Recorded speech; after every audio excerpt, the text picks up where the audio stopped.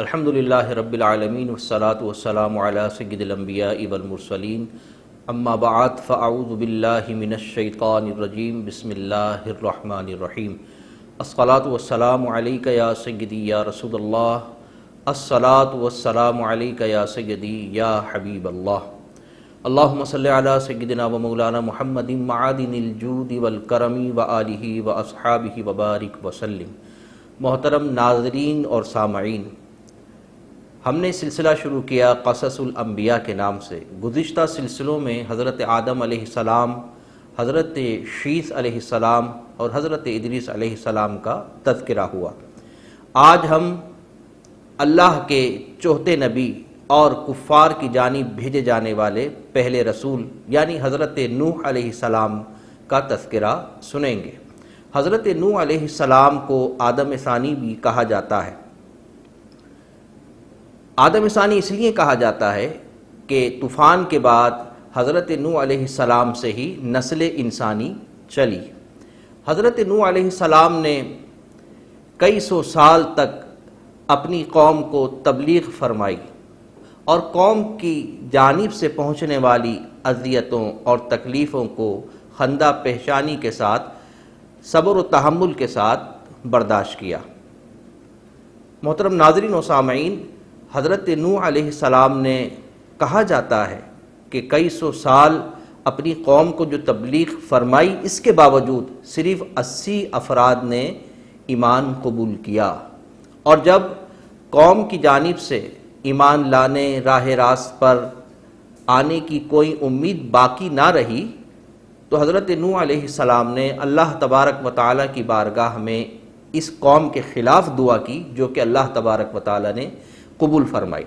اللہ تبارک و تعالیٰ نے اہل ایمان کو کشتی میں سوار کیا اور کافروں کو طوفان عذاب بھیج کر، یعنی طوفان کا عذاب بھیج کر ہلاک کر دیا۔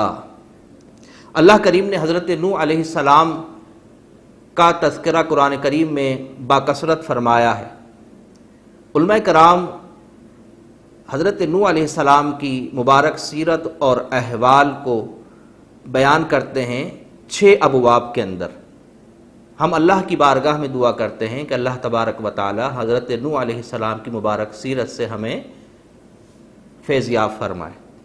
محترم ناظرین و سامعین، حضرت نوح علیہ السلام کا اسم گرامی یشکر یا عبد الغفار اور لقب نوح ہے۔ آپ علیہ السلام اللہ رب العزت کی بارگاہ میں اللہ کے خوف سے بہت گریہ گزاری فرمایا کرتے تھے، اس لیے آپ کا لقب نوح ہے۔ اعلیٰ حضرت رحمۃ اللہ تعالیٰ علیہ ارشاد فرماتے ہیں کہ حضرت نوح علیہ السلام کو آدم ثانی کہا جاتا ہے۔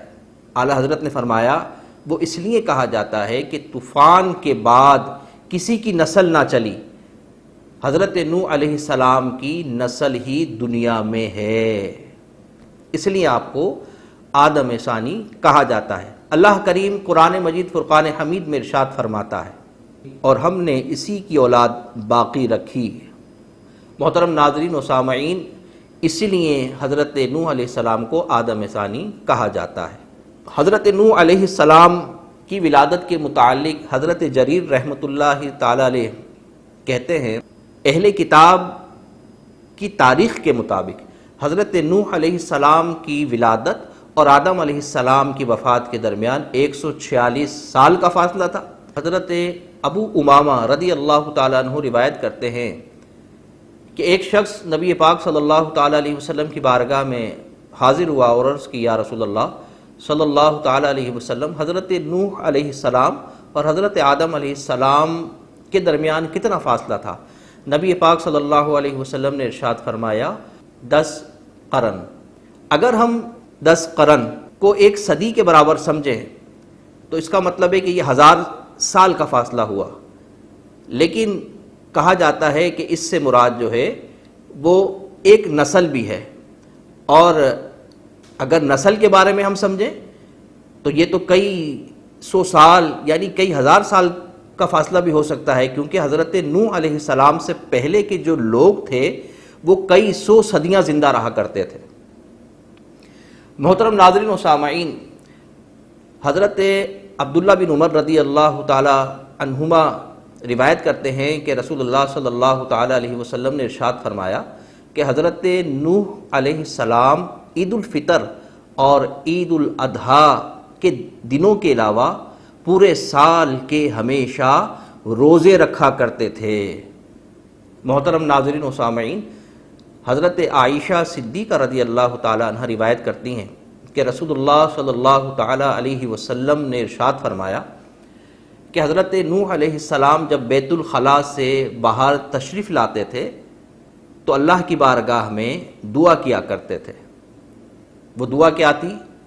اس کا ترجمہ کچھ یوں ہے کہ تمام تعریفیں اس اللہ عز و جل کے لیے کہ جس نے مجھے کھانے میں لذت چکھائی اور اس کے فوائد کو میرے جسم میں باقی رکھا اور اس کی اذیت کو مجھ سے دور کیا۔ محترم ناظرین و سامعین، حضرت نوح علیہ السلام کے اوصاف تو بے شمار ہیں، لیکن یہاں پر کچھ آیتوں کا تذکرہ ہم کرتے ہیں کہ جن کا تذکرہ رب کریم نے قرآن مجید فرقان حمید میں ارشاد فرمایا۔ بے شک وہ ہمارے اعلیٰ درجے کے کامل ایمان والے بندوں میں سے ہے۔ محترم ناظرین و سامعین، حضرت نوح علیہ السلام ہر حال میں اللہ کا شکر ادا کیا کرتے تھے۔ اللہ کریم قرآن مجید میں ارشاد فرماتا ہے، اے ان لوگوں کی اولاد جنہیں ہم نے نوح کے ساتھ سوار کیا، وہ یقیناً بہت شکر گزار بندہ تھا۔ علامہ علی بن معروف خازن رحمۃ اللہ تعالی علیہ اس آیت کی تفسیر میں کچھ یوں لکھتے ہیں کہ اللہ تبارک و تعالیٰ نے حضرت نوح علیہ السلام کے شکر گزار بندوں میں ہونے کا تذکرہ جو قرآن پاک میں ارشاد فرمایا وہ اس وجہ سے بھی تھا کہ آپ حضرت نوح علیہ السلام جب کچھ کھاتے پیتے یا لباس پہنتے تو اللہ رب العزت کی حمد بیان کرتے تھے۔ اللہ رب العزت کو یہ ادا ان کی اتنی پسند آئی کہ اس کا تذکرہ اللہ کریم نے قرآن مجید میں فرمایا۔ لیکن آپ ایک اور بات ارشاد فرماتے ہیں کہ یہاں تو شکر گزاری کا تذکرہ اللہ رب العزت نے فرمایا، لیکن یہ قول ہے، اللہ کریم نے تو شکورن فرمایا، یعنی دائمی شکر ادا کرنے والا، یعنی ہر حال میں شکر ادا کرنے والا۔ محترم ناظرین و سامعین، شکر اللہ تبارک و تعالیٰ کا زبان سے، دل سے اور اعضاء سے بھی کیا جاتا ہے۔ اب آپ دیکھیں کہ اللہ تبارک و تعالیٰ نے ان کے ذکر زبان سے جو انہوں نے ادا کیا، شکر جو ادا کیا، اس کا تذکرہ قرآن مجید میں فرمایا، تو کیا ہم حضرت نوح علیہ السلام کے دل کے شکر کا تصور کر سکتے ہیں؟ نہیں کر سکتے۔ کیا ہم حضرت نوح علیہ السلام کے زبان سے ادا کیے ہوئے شکر کا تصور کر سکتے ہیں، یا ہم اپنی تحریر میں یا اپنے الفاظ میں اس کو بیان کر سکتے ہیں؟ یہ ہمارے لیے محال ہے۔ لیکن اعضاء کا جو تذکرہ ہے کہ اللہ رب العزت کا شکر اعضاء کے ذریعے کیسے کیا جائے، تو میرے محترم ناظرین و سامعین، ان اعضاء کو اللہ رب العزت کی اطاعت میں، اطاعت والے کاموں میں مشغول رکھنا، مصروف رکھنا، یہ اللہ رب العزت کی شکر کا ایک طریقہ ہے۔ اللہ تبارک و تعالی ہمیں حضرت نوح علیہ السلام کی سیرت کے تمام ابواب سے فیض حاصل کرنے کی توفیق عطا فرمائے۔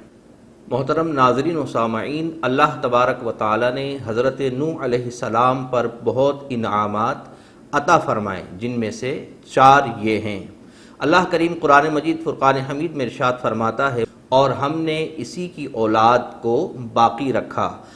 حضرت عبداللہ بن عباس رضی اللہ تعالیٰ عنہما روایت کرتے ہیں کہ حضرت نوح علیہ السلام کے کشتی سے اترنے کے بعد ان کی اولاد اور ان کی بیویوں کے ساتھ جتنے بھی مرد اور عورتیں تھیں، سبھی آگے چل کر نسل نہ چلا سکے اور فوت ہو گئے۔ حضرت نوح علیہ السلام کی اولاد سے ہی دنیا کی نسل چلی۔ حضرت سمرہ رضی اللہ تعالی عنہ روایت کرتے ہیں کہ نبی پاک صلی اللہ علیہ وسلم نے ارشاد فرمایا کہ عرب سام کی اولاد سے ہیں اور حبشی حام کی اولاد سے ہیں اور رومی یافیس کی اولاد سے ہیں۔ محترم ناظرین و سامعین، کتاب اور نبوت حضرت نوح علیہ السلام کی اولاد میں ہی رکھی گئی۔ چنانچہ حضرت نوح علیہ السلام کے بعد جتنے انبیاء کرام علیہم السلام دنیا میں تشریف لائے، اللہ رب العزت نے کچھ کو نبوت اور کچھ کو رسالت کا منصب عطا فرمایا۔ آسمانی کتابیں اور نبوت اللہ رب العزت نے حضرت نوح علیہ السلام کی اولاد میں رکھیں، اور آپ کی اولاد میں کچھ خاص ہستیوں کو اللہ تبارک و تعالی نے کتاب بھی عطا فرمائی۔ محترم ناظرین و سامعین، اللہ تبارک و تعالی ارشاد فرماتا ہے، بے شک ہم نے نوح اور ابراہیم کو بھیجا اور ان کی اولاد میں نبوت اور کتاب رکھی۔ اس آیت مقدسہ میں اللہ تبارک و تعالی نے 2 رسولوں کا ذکر فرمایا۔ اللہ تبارک و تعالی نے حضرت ابراہیم علیہ السلام کا ذکر فرمایا کہ حضرت ابراہیم علیہ السلام سے لے کر نبی پاک صلی اللہ تعالی علیہ وسلم تک جتنے بھی انبیاء و مرسلین علیہم السلام تشریف لائے وہ حضرت ابراہیم علیہ السلام کی اولاد میں سے تھے، اور حضرت ابراہیم علیہ السلام حضرت نوح علیہ السلام کی اولاد میں سے ہیں۔ محترم ناظرین اور سامعین، نبوت اور کتاب اولاً حضرت نوح علیہ السلام اور ثانیاً حضرت ابراہیم علیہ السلام کی اولاد میں رکھی گئی، اور یہ سلسلہ ہمارے آخری نبی صلی اللہ تعالی علیہ وسلم پر ختم ہوا۔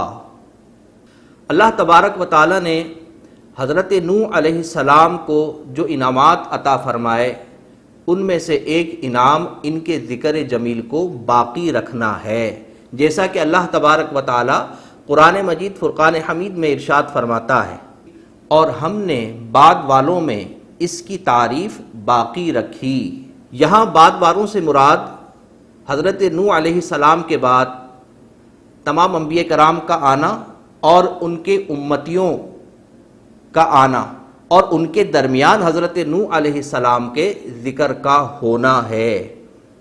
ناظرین، ہم نے گزشتہ سلسلوں میں بھی حضرت آدم علیہ السلام، حضرت شیس علیہ السلام، حضرت ادریس علیہ السلام کے واقعات میں قرآن پاک کی آیتوں کو سنا ہے، لیکن اللہ تبارک و تعالی نے حضرت نوح علیہ السلام کے لیے یہ خاص طور پہ فرمایا کہ ہم نے ان کے ذکر کو باقی رکھا، اور یہ حقیقت ہم خود اپنے سامنے دیکھ رہے ہیں کہ حضرت نوح علیہ السلام کا ذکر آج تک نہیں بلکہ قیامت تک موجود رہے گا۔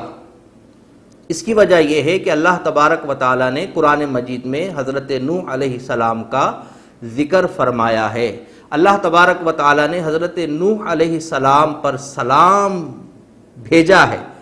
اللہ تبارک و تعالی کے فرشتے، انسان اور جنات قیامت تک حضرت نوح علیہ السلام پر سلام بھیجتے رہیں گے۔ اللہ تبارک و تعالی قرآن مجید میں یوں ارشاد فرماتا ہے، تمام جہان والوں میں نوح پر سلام ہو۔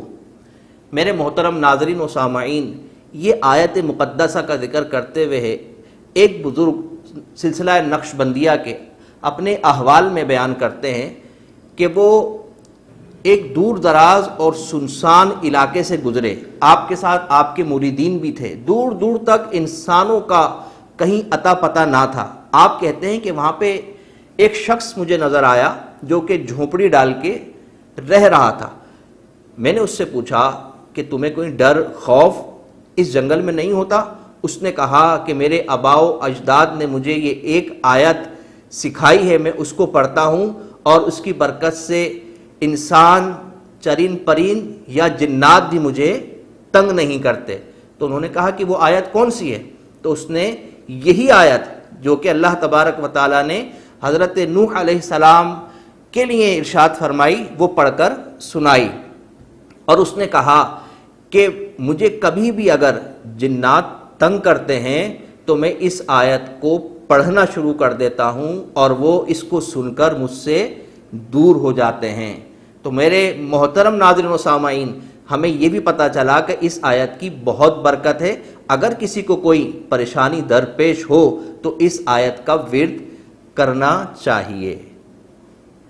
محترم ناظرین و سامعین، حضرت نوح علیہ السلام کے بارے میں ہم نے سنا، اور وہ قرآن پاک کی آیت بھی ہم نے سنی جس میں تذکرہ ہوا کہ وہ اللہ کا شکر ادا کرتے ہیں۔ کس طرح؟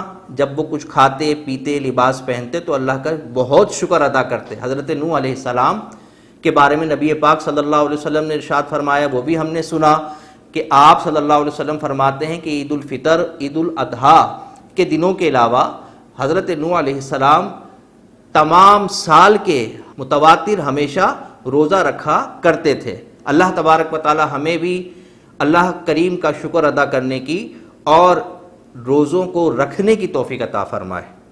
یہ بھی ہم نے سنا کہ حضرت نوح علیہ السلام نے جب اپنی قوم کو وحدانیت کی تبلیغ کی اور دعوت دی تو آپ کی قوم نے آپ پہ کتنا ظلم کیا، تکلیفیں اذیتیں پہنچائیں، جس پر آپ نے صبر کیا۔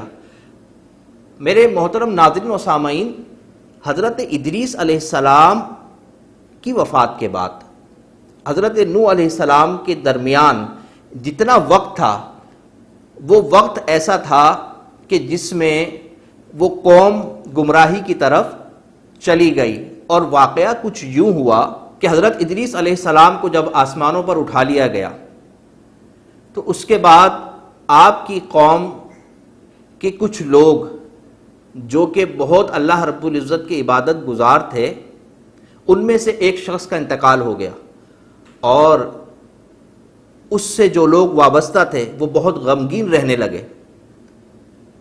یہ ماجرا دیکھ کر شیطان انسانی روپ میں ان کے پاس آیا اور کہا کہ تم اپنے ساتھی کے جانے کے بعد غمگین رہتے ہو؟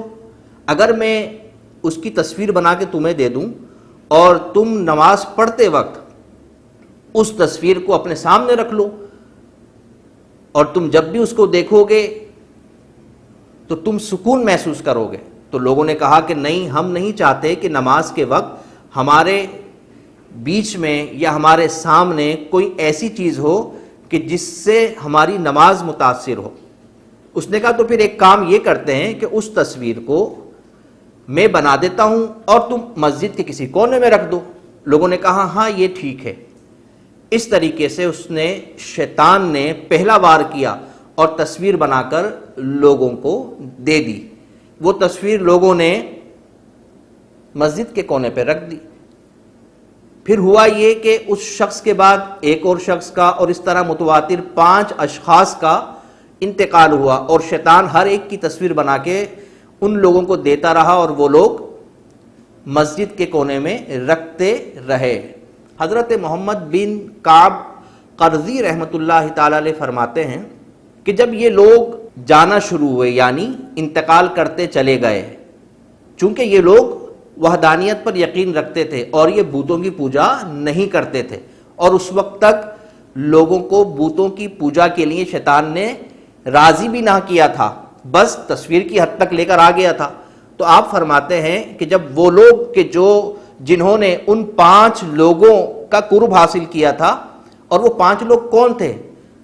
حضرت کہتے ہیں کہ یہ وہ 5 لوگ وہ تھے کہ جو حضرت آدم علیہ السلام کی اولادوں میں سے تھے اور بہت عبادت گزار تھے، اور شیطان نے ان 5 لوگوں کے ناموں کے پتلے بنا کر، یعنی تصویر بنا کر انہی کے نام کے اوپر ان پتلوں کو رکھا، اور لوگ جو ہے ان کے نام لے کر اللہ تبارک و تعالی کی عبادت سے روگردانی شروع کر دی۔ اور اس طریقے سے وہ 5 بت جن کو لوگ دوسرے بتوں سے زیادہ عظمت، تکریم اور تعظیم والا کہتے تھے، ان کی عبادت شروع کر دی۔ یہاں سے بتوں کی پوجا کا آغاز ہوا۔ اللہ تبارک و تعالی ہمیں انبیاء کرام علیہم السلام کی دی ہوئی تعلیمات پر عمل کرنے کی توفیق عطا فرمائے۔